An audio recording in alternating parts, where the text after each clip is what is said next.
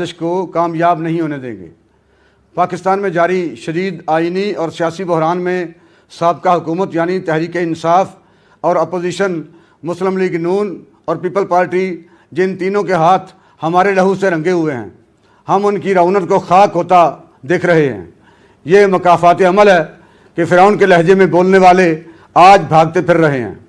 یہ بات روز روشن کی طرح عیاں ہے کہ آئین پاکستان جو ہماری دینی، شخصی اور سیاسی آزادیوں کی ضمانت دیتا ہے، تحریک لبیک پاکستان کو اس آئین کے ثمرات سے ہمیشہ محروم رکھا گیا۔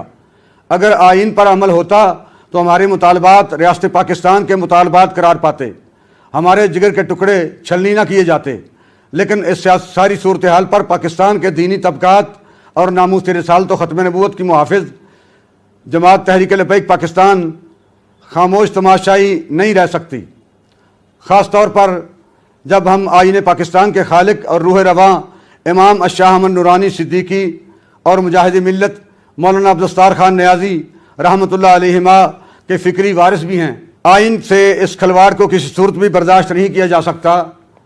اگر اس روایت کو آج تسلیم کر لیا گیا تو کل کسی بھی غیر مسلم کو آئین سے کھلم کھلا بغاوت کرتے ہوئے وزیر اعظم اور صدر مملکت صرف ایک اسپیکر کی رولنگ پر لگایا جا سکے گا۔ آئین میں موجود مسلمان کی تعریف اور قادیانیت کے عقائد کی روک تھام پر ایک بڑا سوالیہ نشان لگ سکتا ہے۔ کیا ناموس رسالت جو ہمارے عقائد کا ریڈ زون ہے 295C پر ہم ممکنہ سمجھوتا برداشت کر لیں؟ صدارتی نظام کے شوشے کے پیچھے بھی قادیانی اور اسلام دشمن لابی ہی سرگرم عمل ہے، جو ہمارے آئین سے اسلام کو نکال پھینکنا چاہتے ہیں۔